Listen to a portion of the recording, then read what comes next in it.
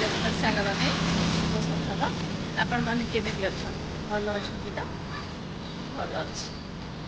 ପୁରା ଭଲ ତ ମୁଁ କହିପାରିବିନି, ଟିକେ ମନ ଭଲ ନାହିଁ।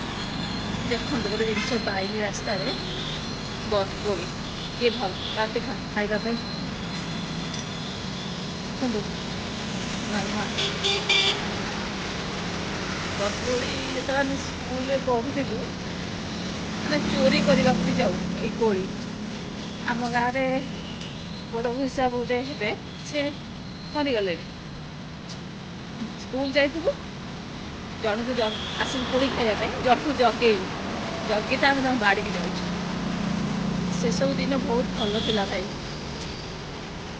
ଆଜିକାଲି ଜୀବନ ସବୁଠାରୁ ମାନେ ଖରାପ ହେଲା ବାହା ହବ